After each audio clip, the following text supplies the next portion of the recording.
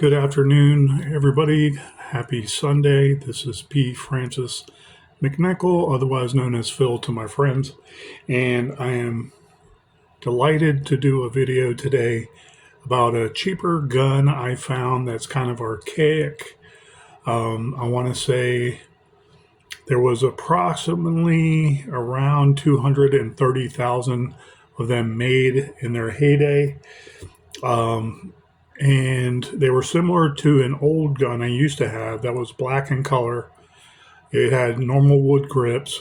A lot of people might be familiar with the Raven 25. Raven was started by George Jennings, I believe.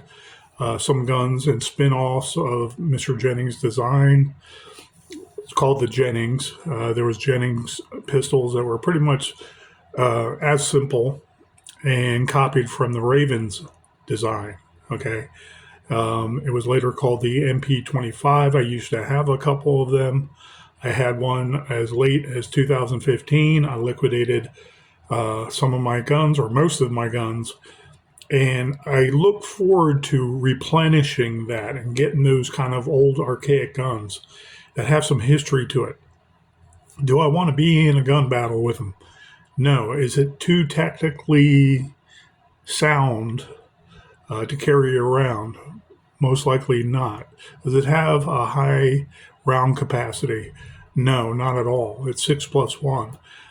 And I came across an offshoot of that by the Phoenix Arms, which in essence Jennings and Raven turned into Phoenix, and they continued to make the Raven 25. Same parts, same kind of philosophies of use. Pocket pistol, cheap. It's a mouse gun, 6+1. I wouldn't carry it around, knowing their history with one in the chamber, so they say, but I have before, and it really depends more on the holster at that point, but it doesn't have a drop safety. And the original Raven, I'm almost certain, did not have a magazine safety, where you take out the magazine, it can't fire. Well, the ex-wife of Mr. Jennings and their children and the grandchildren started Phoenix Arms, okay? And the new Phoenix Arms, or the modern Phoenix Arms, they're now out of business as of 2025. But up until 2025, they made the Phoenix 25, I think it's called a JP 25 or MP 25, and the 22 model just like that, either the JP 25 or the MP 20. I'm sorry, 22 or the MP 22. And they had so many safeties, it was unsafe to use the weapon in any setting. It had a slide safety, it had a hammer block safety, it had a magazine release safety, it had, there was another one. There was another magazine release safety, and to take down the weapon, you had to have the magazine in it, and certain criteria were met. Depressing the trigger, or you couldn't disassemble the weapon also. Okay, so it was like 5 different safeties, which really made it unsafe and unfit to use in any kind of defense situation.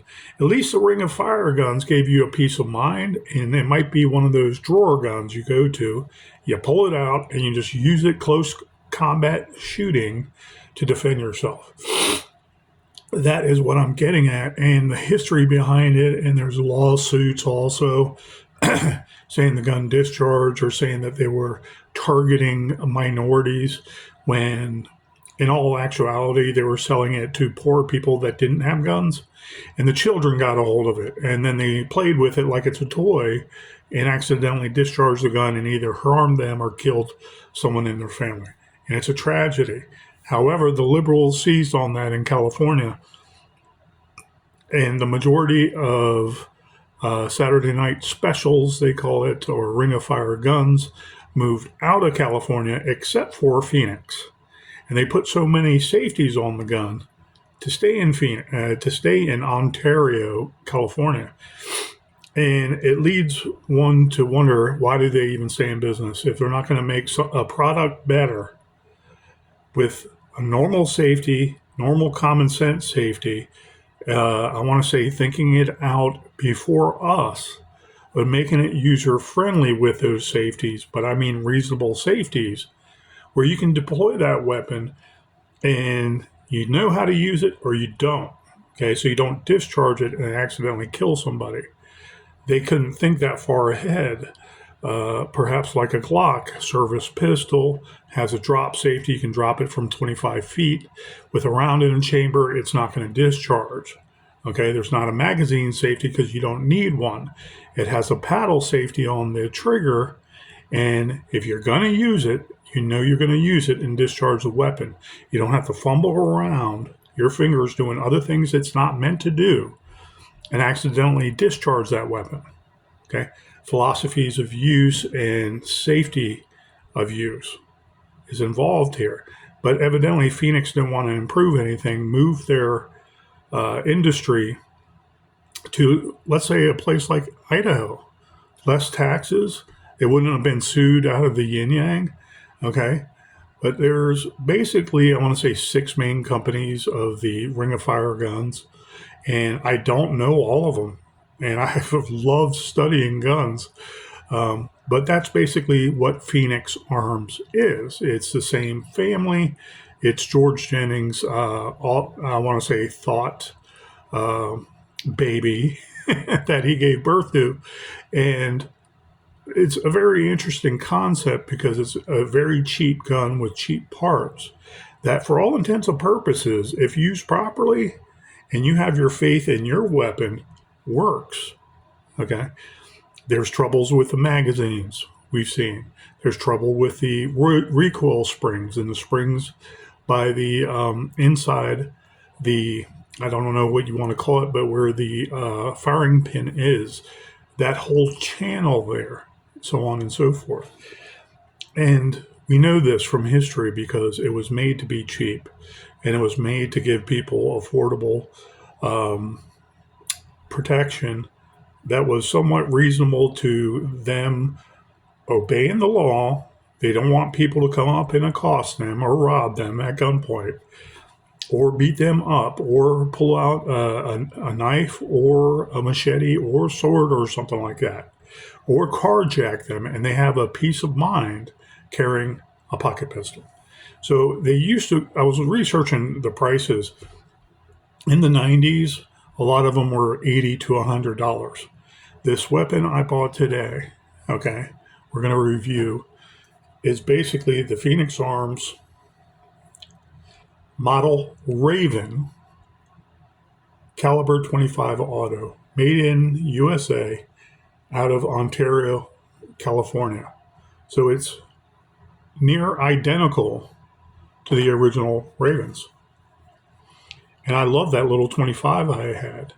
This is previously checked, and I did a couple function checks already.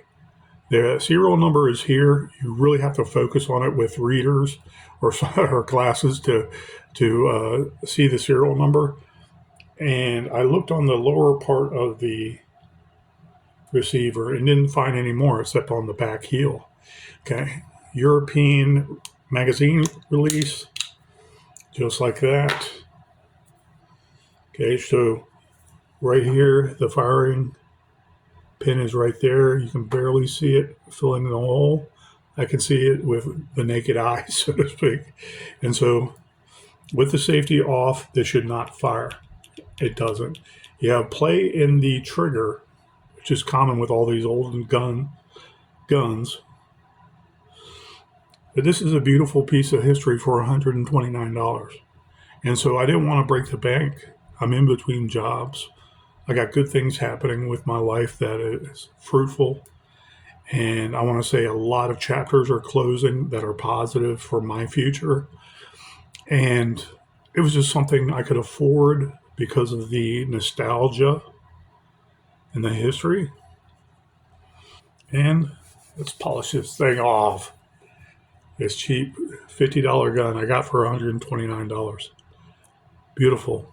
If you remember my my video on this gun. You see all the scrapes there? Up and down the gray part right there on the edge? Okay.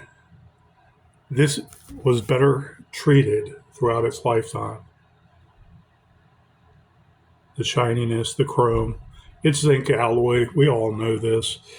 Pot metal guns, a very workable safety. It goes up. Can't fire it anyways right now because the magazine is out. So put the magazine in. Safety is still on. There's less play with it now because the safety is on. So I'm led to believe that this is a safe gun, and I'm okay with that. I want to plink with this. I don't want to carry it around because it's a little piece of weight to have in your pocket even. Okay, even if you're a bigger guy like me, it's not the LCP. The weight is like 2 LCPs when you think about it. But it's just beautifully kept. And so I had to have it. It's $129. I could have haggled them down. I could have probably said, hey, they're worth $50. Okay. What I thought would be the good deal was this and in its original box. But when I got it and my name went through, I was like, well, you got a box with that, yeah?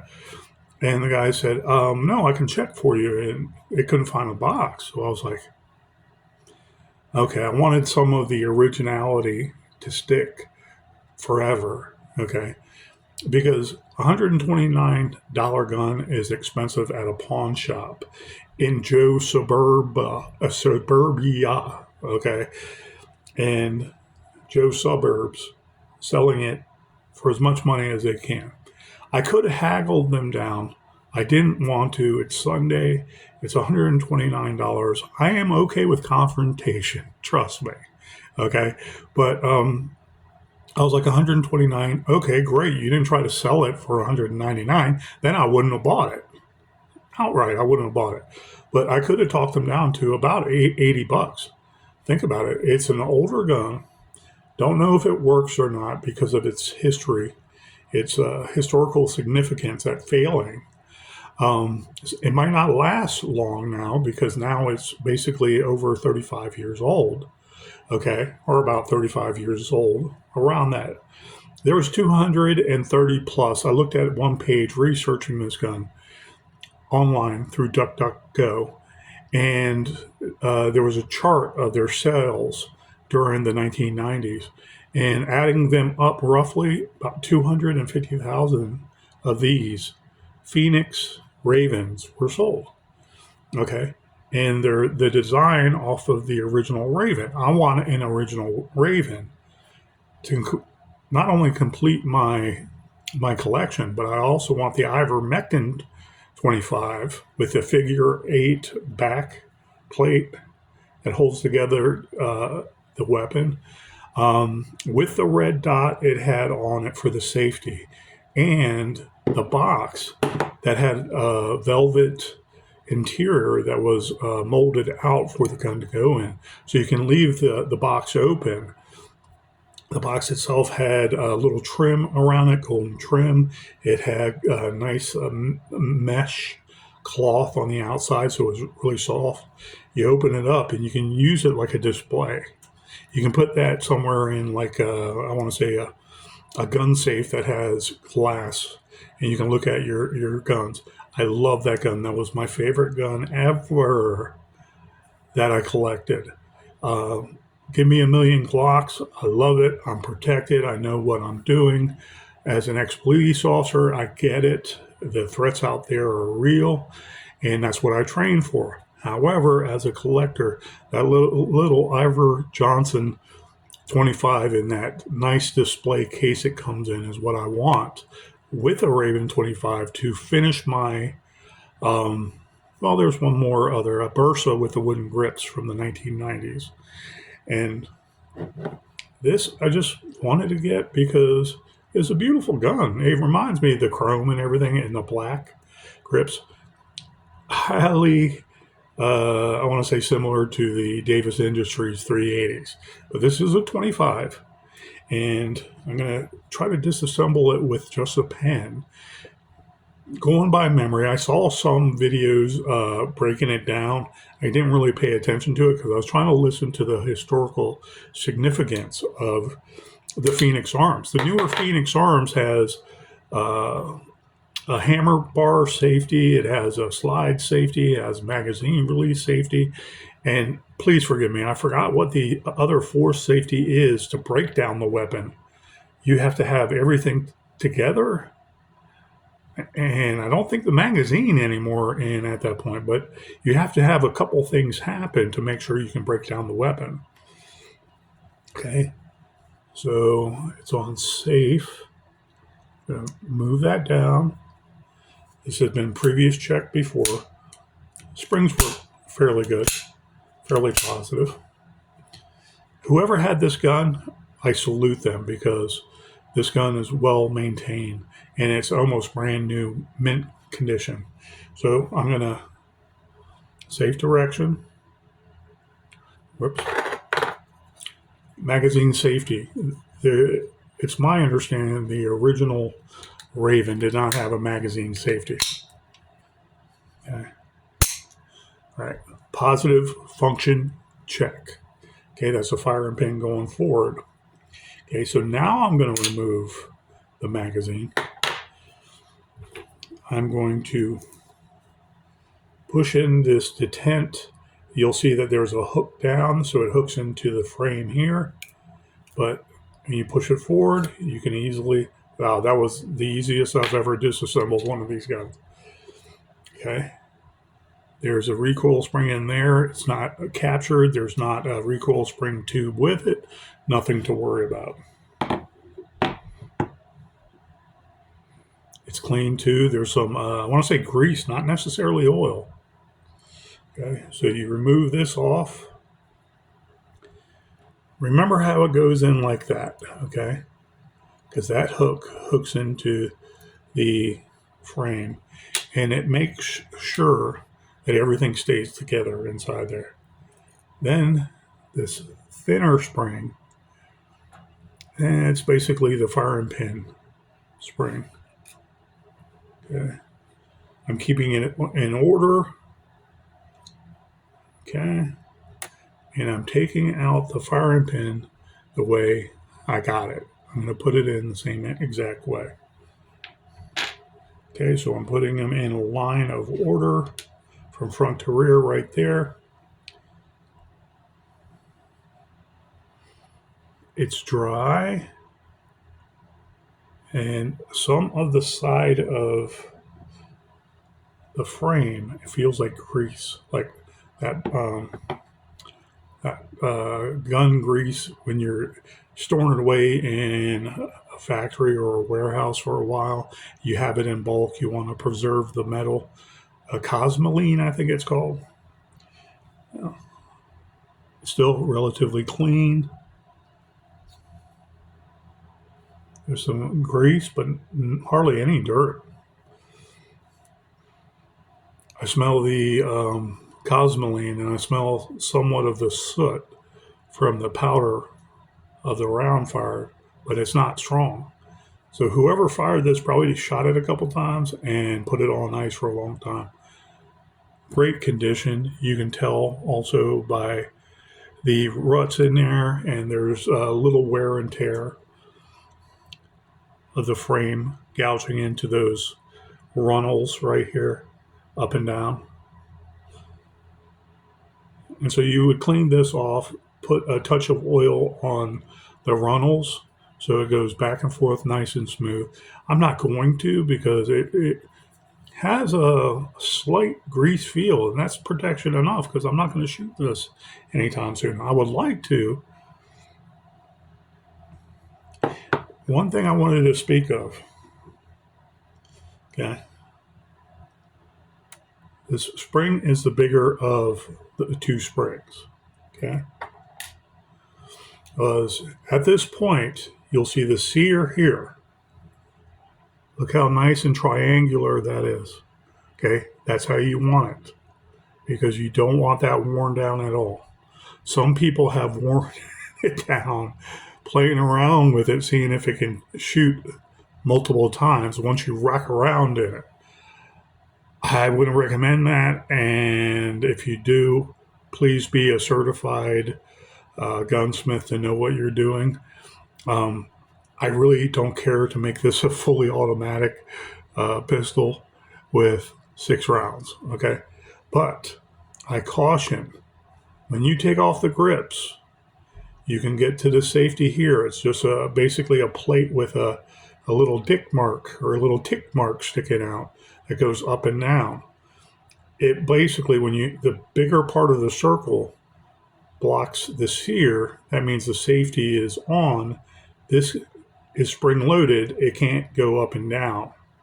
Okay. And if you look at this part goes up and down with that spring. Okay. I could disassemble this even more and break down the gun to its little pegs. It's little, I'm not sure what you want to call them. It's little tiny springs in between a lot of the body of this. And you don't have to. Here with the grips, if you look at the grips, okay, there's some space here for the trigger bar to go and activate this as a pivot to the sear and bring the sear down. Okay. If you haven't fired this in a while and there is not a buildup of soot, do not disassemble this, because you can break the weapon when it functions perfectly with some dust down here. It's more mechanical, but you don't have all the high pressures of that port and barrel where the round is going. Okay. And the explosion of that round and the bullet going down the barrel. This is also a 2.5-inch barrel. You're not getting great velocities out of that with a 25 ACP round. Okay. So reassembling, I'm going to start with this. I get my hand grease off of the beautiful chrome. It's a pretty gun. If this is all you have to save your life, protect your family, Godspeed with you. I hope it works. I hope it functions, and I hope it does its jobs. That's a possibility. It might not. So, anyways, I have this. I'm going to put in the firing pin like I got it. It's going to fall right down. I put the spring just in there like that. And if I turn this over, I'm going to make sure the whole part, the holy part of this, okay, the big part, the spring seats right on it, and it's going to be the same direction that hook is pointing rearward. So I can push this in and it moves nice and smoothly. Okay. These aren't supposed to be difficult. The problem is they get a bad rap because of safety in particular and being cheap when you buy them. Okay. Being cheap is not the problem. Being safe is. So if you're going to get a super duper, 1911 with 3 manageable safeties that people practice on constantly, and they have a round that they are defending themselves with, that will do the job. Okay. You can say that those are more safe, but they work and you have a lot more benefits to them. But let's face it, some poor people in America might not have the ability to even get a $129 gun, and they want to get it for $80. If they get it for $80 and it works, they test fire it in the back of some alley somewhere, and they're legal, mind you, but they're test firing it somewhere to make sure it works. Hey, clean it up, put it back together again, load it up properly, put it in a good holster, make sure no children are around to play with it like it's a toy, and you might have some protection for your family. Philosophies of use. Okay, so I'm going to put that down right there. I'm going to put this in right here. Okay, I'm going to press in the detent backing. I'm going to try to seat it right in there like that. You got to be careful that hook goes down. There you go. and it has that nice sound without at first the springs sound like they're crunching. That's normal. But you know what's worse? Is the Phoenix arms, the newer models, the MP25s, because that spring bends all in here, right here, when you're putting it all together, and you have to put this one thing right here to the front of the, I don't know, it's some kind of weird release that's just a piece of metal, and it has like butterfly finger grooves where you push it to put it all back together, and the stars have to be in in alignment to put it back together again. If you break that spring here, the gun is useless. It doesn't work. So, gun is assembled. I'm not going to load this. I probably won't test fire it anytime soon. I love this a lot better than even the Davis Industries 380s. You know, the AC 380s, I think they were, or C380s. I forget, because it's been a while since I even had Davis Industry guns, but they're really cheap. You know, I like the ones that Davis started making that are not this kind of style. They're more pointed. At a time 15 years ago, 10, 15 years ago, when they started making all those different colors and stuff with United States flags and everything, they were literally like $129, brand new, but they did work. I test fired all mine I had. I bought like 5 of them within a month's period just because they were so cheap from their website. But did they change their name? Did Davis Industries change their name? I forget. So anyways, I'm gonna, just for safety's sake, I'm gonna put the safety back on. So in my safe this goes when people pull it out. If I pull it out, I remember, okay, safety's on. If I check this gun, I have to put safety down, and I'm purposefully pointing in a safe direction to make sure that there's no round in the chamber.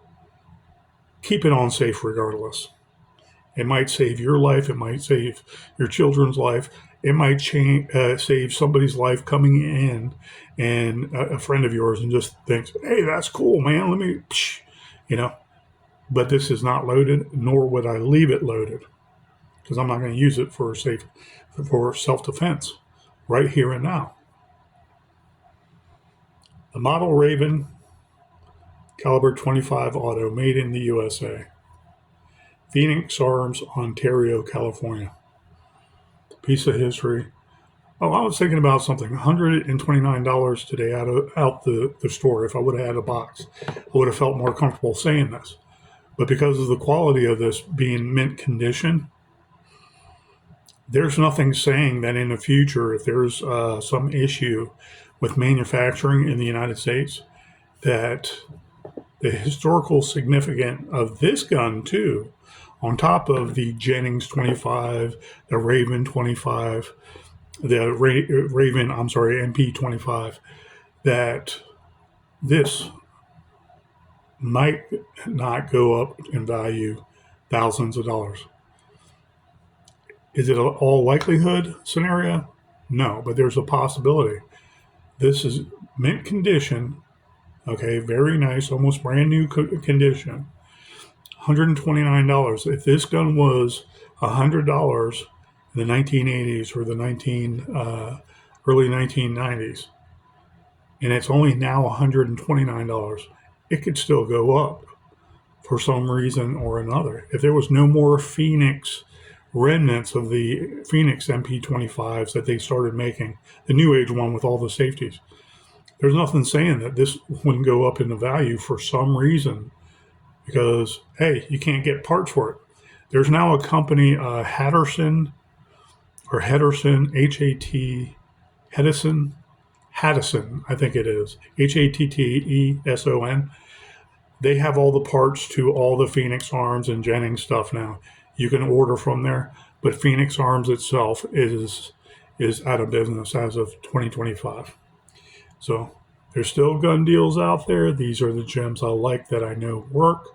They're wonderful in terms of historical context, and I love them to no end because there was great memories with the early ones I bought when I was much younger. So if it's worth let's say it doubles its price in the next 20 years or in my lifetime, I could care less. I'll hold on to this forever and give it to my children. So, anyways, guys, thank you, and I hope this review helped people appreciate guns more. Not necessarily going out and buying a gun or trying to prove this gun is something it ain't. I don't care. It's just a great piece of history. Thank you, guys. Have a great day.